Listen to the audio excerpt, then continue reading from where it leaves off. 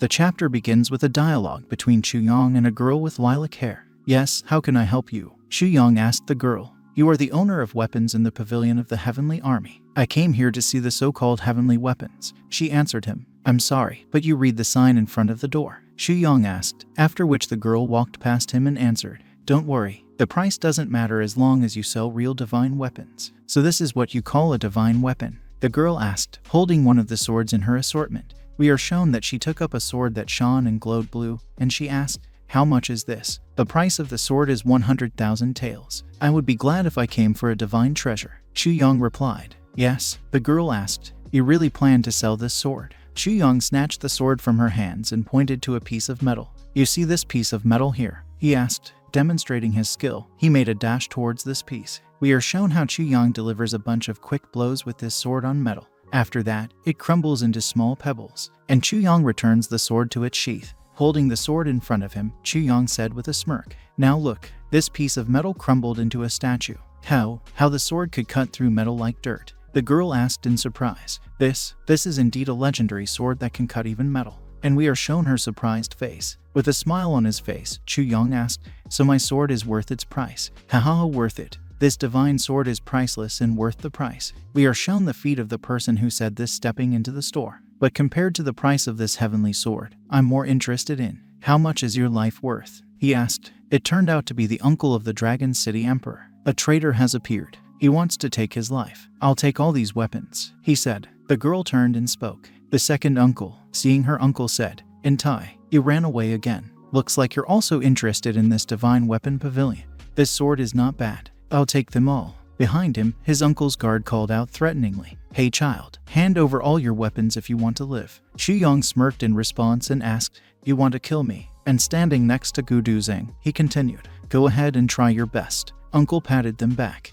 Not bad, not bad. He said, Baby, if it wasn't for me, then your shop and your people would have died 100 times by now. He continued with a gloomy look. Chuyong asked him, I follow the rules. Why do you want to close my shop? Because it's called the Heavenly Army Pavilion. Another screamed. And at this moment we see the sign of the store. We are sent into memories from the uncle's past. 10 years ago, a bunch of assassins infiltrated Taiyuan. Instead of royalty, they hunted blacksmiths. Blacksmiths who had the skills to make good weapons were targeted.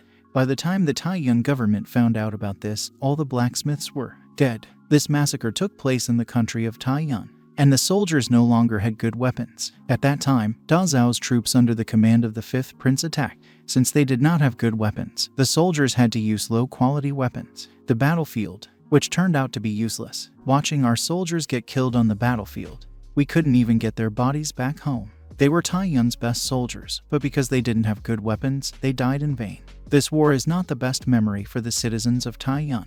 And today you dared to open your pavilion of the Heavenly Army in Taiyuan, Uncle said. From that moment on, he began interrogating Chuyong. Speak, what were your motives? He asked. I'm sorry, I didn't know about it, and I had no such intentions. Chuyong replied. Then why did you come to Taiyuan? The second asked angrily. My motives. Chuyong replied and showed one finger. First of all, I don't like the 5th Prince of Ro. Then he showed a second finger. Secondly, he made a quick dash past Uncle Emperor to the guard and put 2 fingers to his throat. With my level of cultivation and divine weapons, I could easily kill you. Smoothly bouncing towards Uncle Emperor with the same lightning speed, Chuyong said. But I didn't. Is that explanation enough? The Emperor's uncle whispered. Could have easily killed me. Then he confidently said, I admire your confidence, but with your current level of cultivation and your explanations, I still can't trust you. Then I will tell you my third reason. Chuyong answered him. How many people are in the country of Crown Prince Buchan? He asked, to which the uncle of the emperor and the girl with lilac hair only hesitated silently. And fourthly, my intelligence says that in order to have good relations with the wolf clan in the plains, the country of Taiyuan sent them a lot of goods. Chuyong confidently continued to speak to them. But, unfortunately, the wolf clan had already allied with the 5th Prince Ru. Emperor Uncle was confused by the information given by Chuyong. He thought in his head, if what he says is true, then Taiyuan will soon be surrounded. Where could he get such information? Chuyong continued to act smart and smirk while holding his index finger to his chin. Even though no one wants the 5th Prince Ro's plan to succeed, currently, he continued to argue. The 5th Prince of Ro not only has power in the government, but also has a strong army. He also has a hidden unit of golden cavalry, a force of 8,000 elite warriors. The guard, the emperor's uncle, and the lilac-haired girl asked with an exclamation. Golden Cavalry. They had a very worried look on their faces. And fifthly, our protagonist continued. No one knows that the 5th Prince of Ru has 4 middle heaven level protectors who are in the lower middle heavenly protector stage. After another argument from Chuyong, the Emperor's uncle, the girl and Gudu Xing reacted violently, exclaimed, "Battle Kings, guys, leave us," ordered his guards. The Emperor's uncle, to which the guard replied, "Understood. Young man, how did you know about the Golden Cavalry, which is the main secret of the country Da Zhao? Where did you get it from?" The Emperor's uncle asked Chuyong. "It doesn't matter where I got the information from," Chuyong told him, "but the important thing is that there are only 8,000 of them. However, there is someone stronger than them in the Golden Cavalry. This is impossible," Gudu Xing exclaimed. "Martial King level masters, shouldn't they be in the union of the middle heavens?" He asked, "Why do they remain in the union of the lower heavens?" "Everyone is susceptible to greed," Chuyong replied. "Even emperor level masters are susceptible to it." "You're right," the Emperor's uncle answered him. "So that's why the assassins I sent to kill the 5th Prince of Ru didn't come back even though they were king rank masters. With the protection of these masters," Chuyong continued, "no one below the heavenly level would be able to harm King Ru. Over the past 10 years, he has infiltrated countless agents and infiltrated every corner of Da Zhao. Our eyes are presented with a list of types of riders and their features. The Bronze Riders have the highest authority. The Dark Riders are in charge of the prisoners. The Iron Riders are in charge of espionage and intelligence. The Gold Riders are in charge of battles. The Silver Riders are in charge of treasury. And the Black Riders are in charge of murder. In total, the Golden Cavalry consists of no less than 30,000 people. And at the same time, a young general comes to power with Tai Yun. But I suspect, how Da Zhao and Tai Yun secretly exchanged specialists. Is it a coincidence or?" Chuyong made a small sentence and finished speaking. "Cooperation." The Emperor's uncle was silent. After thinking, the Emperor's uncle replied to Chuyong, "You're right, they cooperated. And whoever is responsible for this?" Suddenly, the girl and Gu Duxing turned around, full of surprise. "Uncle, what did you say?" The girl asked him. "Actually, I started working with Prince Ro 8 years ago," Uncle replied. Chuyong smiled slyly and asked, "In that case, shouldn't you be blamed for what happened? And here is my question. Who is the best at spying in Tai Yun or Da Zhao?" "Espionage," Uncle asked. "Bingo," Chuyong replied. "In these 8 years, you have sent quite a few spies to Da Zhao, right? Then how many people do you think Prince Ru sent to the Tai Yun government?" he asked. The Emperor's uncle frowned and spoke in his mind. "This child, we are told memories of 8 years ago. 8 years ago, when His Highness was poisoned and on the verge of death, Da Zhao came in wave after wave. Tai Yun was badly damaged and was on the verge of destruction. Officials and soldiers found themselves in a difficult situation. They no longer wanted to resist. It was an extremely dangerous time. But at the same time, the 5th Prince of Ro made some terrible mistakes during the battle. His orders led many of his generals into our traps, resulting in the annihilation of their armies. This shocked us and made us doubt his decisions. It took a long time to understand his intentions. All this was part of the 5th Emperor. In order to win the trust of the people, he needed the opportunity to lead his people to Da Zhao. We are shown him in the form of a young man in a blue and white robe with a fan in his hands, pointing his finger towards Chuyong. The Emperor's uncle spoke. "What you just said is intelligence, or you yourself came to this?" he asked. "It's not really from any intelligence, and I haven't analyzed it. I'm sorry, but this is a secret I can't tell you." Chuyong spoke. After these words, the Emperor's uncle laughed out loud. "Secret. Interesting." We return to memories. In fact, in this war between Da Zhao and Tai Yun, he wants to take a chance and become Da Zhao's crown prince. We see Prince Ru standing on a mountain in front of his countless army. But this is also a chance for Tai Yun. The 5th Prince of Ru is greedy for power, but although everyone wants to protect their country and stabilize Tai Yun, so we began to secretly work together. Now that the 5th Prince of Ru controls Da Zhao's government, Tai Yun has been able to rise from the ruins. Leaving the store with the girl, the Emperor's uncle finally said, "No matter what secrets you want to keep, it's none of my business. Let those who have to pay for it pay." Chuyong yelled at his back, "Duke," but he interrupted him with words. "There is no need to follow us. I love your swords and I know you won't part with them." In the 8 years of partnership with Prince Ru, Tai Yun lost 270,000 people. These people became pawns of this partnership. I know that the history books will remember this terrible act. Then let the name of this villain be my name, Tai Lung Chen. Enraged, Chuyong shouted, "What are you thinking about this? I love all these swords, but I won't give you a single one. Go away already." Tai Lung Chen replied, "Baby, you give me those swords and I'll be humble and pretend I don't want it, so you give me more," and laughed. "He mocks me," Chuyong thought. The chapter begins with a dialogue between a girl with lilac hair and Tai Lung Chen. It is very valuable and may be of great use to us. Is it true? The girl asked. You're sure of it, second uncle? Stop asking me questions. Tai Lung Chen replied. What are you doing here? The girl thought to herself. I should have guessed that the second uncle is not fooled, although I don't know the reason. He is clearly ready to go against the fifth prince of Ru. Tai Lung Chen said. But why? The girl asked. From behind the pavilion of the Heavenly Army. He answered her. No one would dare to open a store like this in Iron Cloud capital. That's why I thought he didn't know the history of the Iron Cloud. So I'm here to see if it's worth betting on. The girl replied to these words. But it reopened the wound in your heart. I know that's what you don't want to tell people about most of all.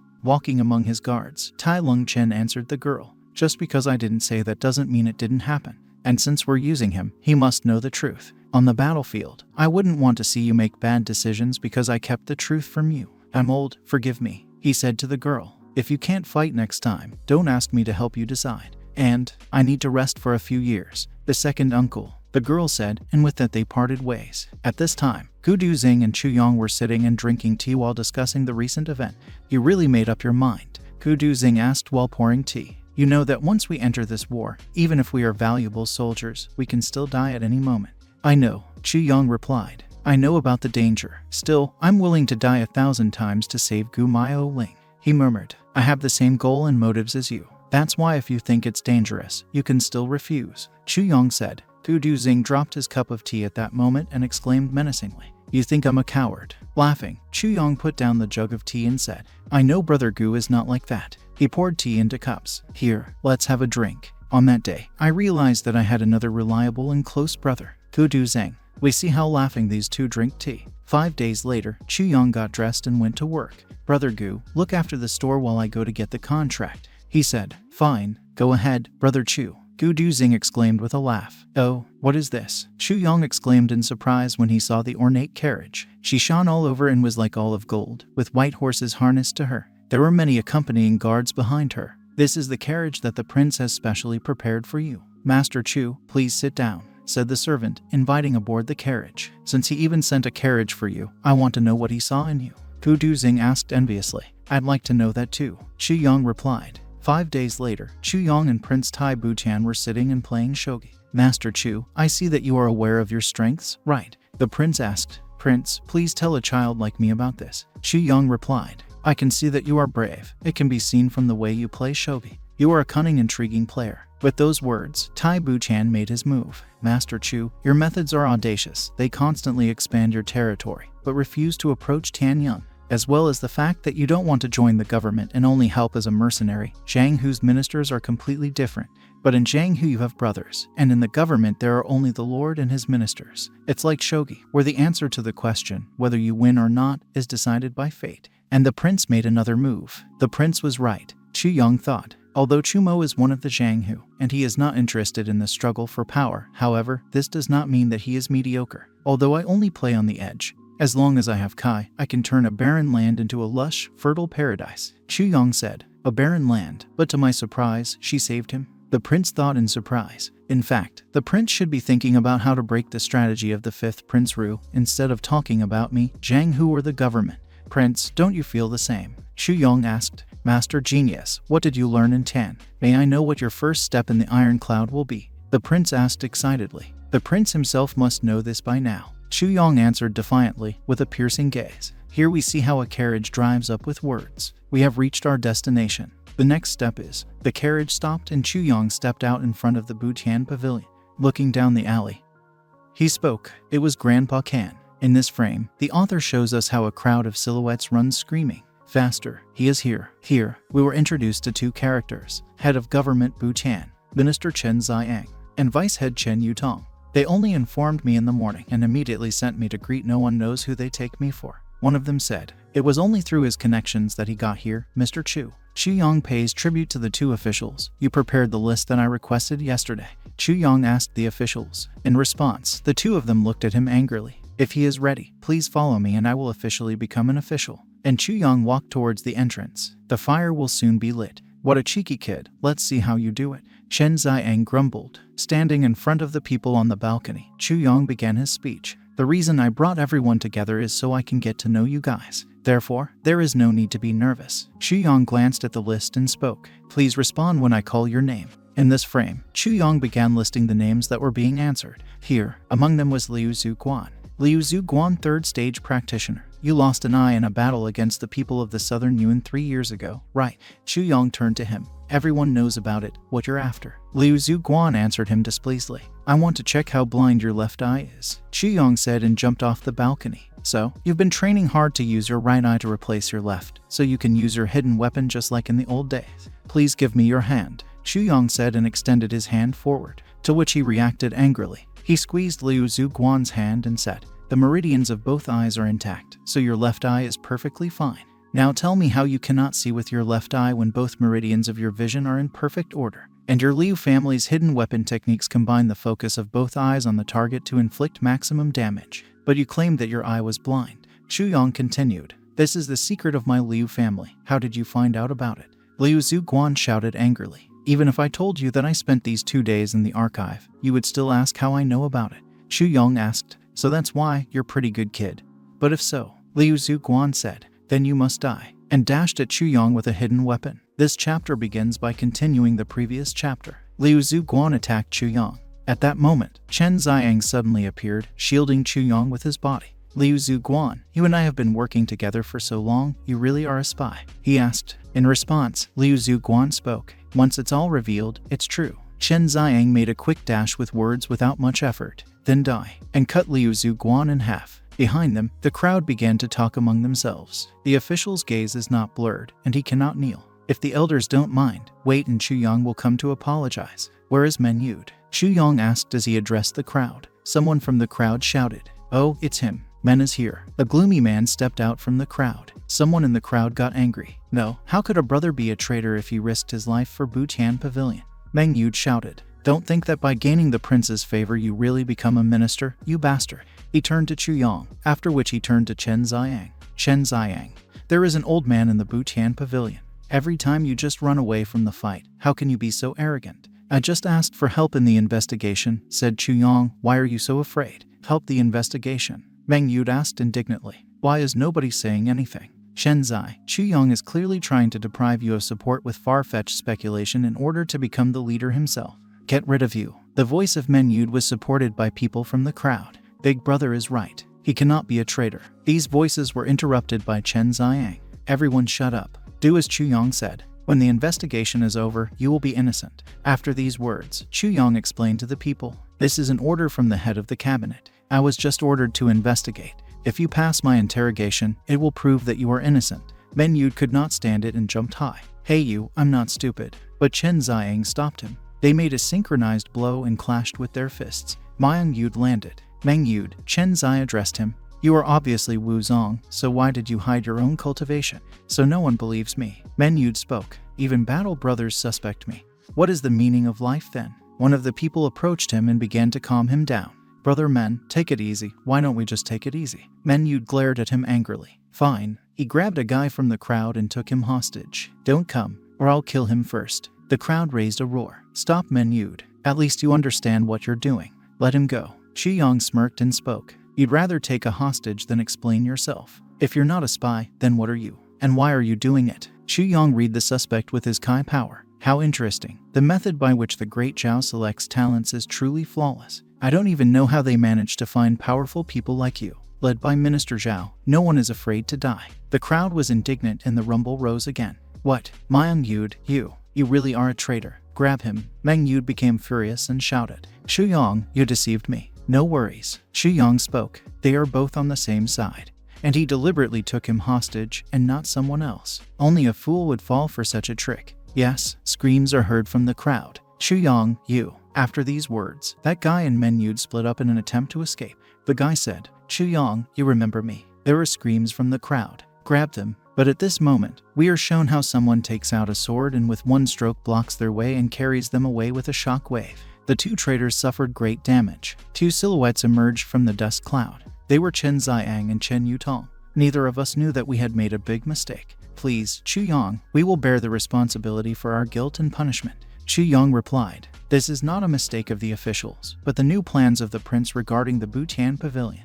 and they depend on the support of 2 officials. New plans? Chen Ziyang asked in surprise. Starting today, Chu Yong said, the Buchan Pavilion is divided into 3 teams. The name of the first team, the Blacksmiths. This is the main team directly reporting to me. The name of the second team, Blood. She is usually in charge of all tasks, but in the Buchan Pavilion, this will be the work of officials. Chen Zai is ready to take the place of the head of the department, Chen Ziyang exclaimed. And the third team of the Buchan Pavilion, Chu Yong continued, will become an intelligence agency. I will transfer it to Deputy Chief Chen. I am ready to serve as the captain of the third team, said Chen Yutong, to protect the prince and the people of Chu. The 2 officials took care of the general situation, said Chu Yong, and I am very grateful to you both for being here. Chu Yong showed the list to the 2 officials. The remaining names of the innocents are marked on this list, and 2 officials can catch people on this list. 3 days later, the pavilion will be reopened. Chu Yong leaves first. Finally, we are shown Gu Duzing standing on the roof of the house, watching the protest of people who have lost their homes.